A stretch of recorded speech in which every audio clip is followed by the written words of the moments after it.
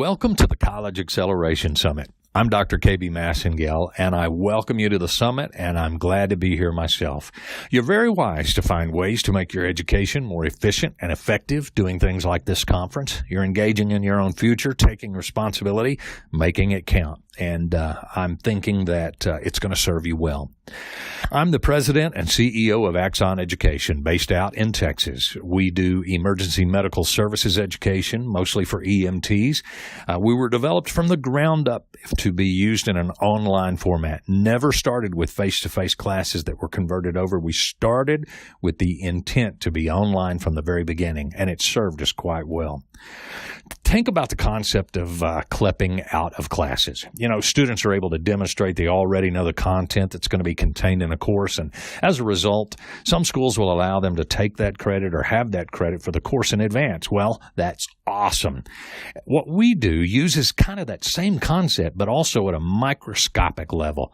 You know, you get into one of our courses, we try to make your experience as efficient as it possibly can be. We take personalization, for example, to an extreme. In any given one of our classes, it's likely that no two students are going to have the exact same homework assignments. Why? Because the pretest results tell us where the students are weak, and then we tailor our homework to helping that student improve their weaknesses and their weak areas.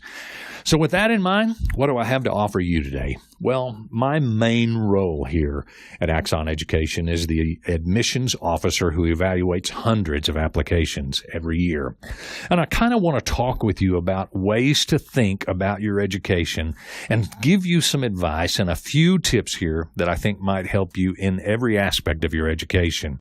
Well, the same characteristics used in admissions are going to impact all of those who are evaluating applications for your future education, maybe scholarship opportunities, maybe experiential learning committees who are going to decide whether or not they're going to give you advanced credit, et cetera, et cetera. So I want to share with you some characteristics that we attempt to evaluate in our admissions rubric. I'm not going to show you the exact rubric or tell you everything we address or exactly how we address it, but I think these characteristics will be valuable for you to think about as you try to move through your education as effectively, efficiently as you possibly can. And if you put it all into a single word, I guess it really just comes down to professionalism. I want you to start by envisioning yourself not just in the career of your choice, but as a leader in the career of your choice at some point in the future when you graduate. In order to do that, I'm going to give you 4 leadership characteristics that I think matter beginning right now. Number 1, act like you care. Move with positive passion. More opportunities are afforded to people who act like they care. It's as simple as that. You looking for opportunities? Act like you care. Move with positive passion, and you'll be given more opportunities. It's amazing how people overlook blemishes in people who simply act like they care. They talk like they care. They dress like they care. They move like they care, I suppose. You'll learn to listen to yourself when you care as well, and I think that's awesome. You're beginning to dream big if you're thinking about education, and those dreams are more likely to come true if you listen to yourself and if what you're saying is that I care. Number 2, act like you care, act with respect.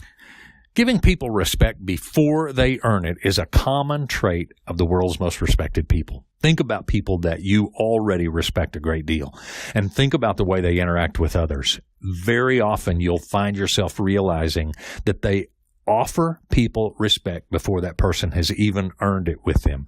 That's a trait of respected people. Remember a person's name, for example. This is just a small way that you can give respect to others. Don't be afraid to ask them at the introduction to say it again. You know, you can simply say, hey, just so that I make sure that I get that right, would you mind spelling your last name for me? That just demonstrates a great deal of respect. Use the word doctor if they're a doctor, Mr., Mrs. You know, it's very valuable to not be overly familiar with people that you first met or people who are in a situation that hold the keys to your future. Don't be overly familiar. And sometimes you'll say, well, Mr. So-and-so, Mr. So-and-so, and they may finally say, you know what? Call me Joe. What that is they're offering you the opportunity now to be familiar with them.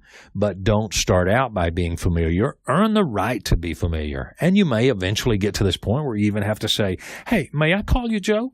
And if they say yes, then you've earned the right. You move on. Now, here's something that I want to talk to you about that, I don't know, may even be unpopular in today's world. I'm not sure. But if you want to earn respect, particularly with the decision makers in your life, the people who hold the key to your future, speak without vulgarity and speak without crude language.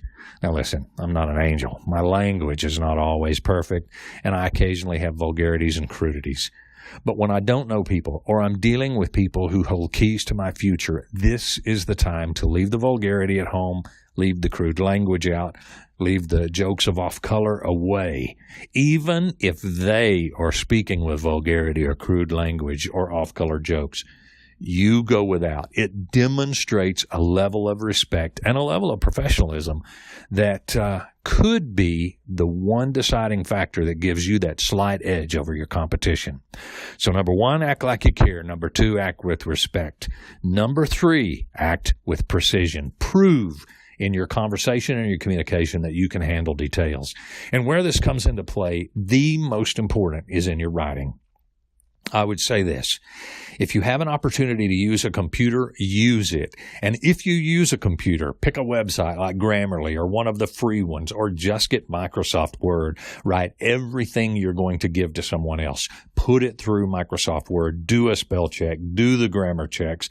Then when it's all correct, copy it, paste it, put it in the email, put it wherever you're going to do it. Now, you don't always have that opportunity, but when you do, take it. If you can avoid handwriting something, avoid it. You'll never do your best job communicating when you're handwriting, and you always run the risk that someone's going to judge your writing and the way your letters are formed and the cleanness, the perfection of the way you actually write rather than the words that you're putting down on the paper. And if possible, and you can take the time to write it on a computer rather than a handheld device, let me tell you, it's worth your time. We have essays that are submitted as part of our application packet at Axon. And I recently got one, and it was a really good essay in a general sense. But near the end of it, it said, I've always wanted to be an elf, and I think taking this course with Axon will be beneficial, blah, blah, blah, something like that anyway. What had happened is the autocorrect took the word EMT, emergency medical technician. The woman intended to say, I've always wanted to be an EMT. Instead, what came out was, I always have wanted to be an elf. Now, in that case, it worked out great. I emailed her back, and we had a good laugh about it, and it was fine. We got to know one another. I think it was great, but it won't always work that way. If you've got a choice, write it on a computer, spell check it, be careful, then send it. Let me tell you just a couple of other things about precision in communication.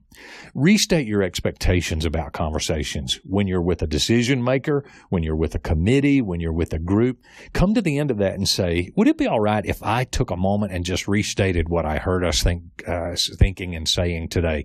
I think I heard us say this and this and this. You'll be surprised how professional it makes you look, what level of clarity it brings to your conversations, and again, could be just that one more thing that gives you the edge. Act like you care. Act with respect. Act with precision. And finally, act with humility. You must, folks, be willing to ask questions. Now, you can talk about humility in a lot of contexts, but in this context today, I'm simply going to say, humble people are willing to ask questions without worrying about whether or not they seem foolish. And in education, that's a big deal. Now, sometimes there's a lot of value in asking questions that I already know the answer to. As a matter of fact, if I'm trying to determine if someone's honest or telling the truth, it's a great thing. But that's really not what I'm talking about here. And that's a much longer conversation for a different day. But in education, you've got to be willing to ask questions, and you need to do so without worrying about seeming foolish. If you can find the courage to ask a question, then you are going to find that you get better answers than the people around you. And when you find the courage to ask, number two, listen carefully. Put your eyes on the person if they're speaking to you in person, and listen carefully. Don't interrupt the conversation, and say thank you to people who answer your questions. Say, man, thank you very much for giving me that moment of clarity. These are hallmarks of humility, but they're also hallmarks of a leader, and that is where you're headed by being a part of this conference today. Thank you for letting me be a part of this. Thank you for listening. I hope what I've given you today offers you some little tidbit or some situation that might give you an advantage or a leg up in your education as you move forward and help you accelerate it, make it more effective and more efficient. Have a great conference.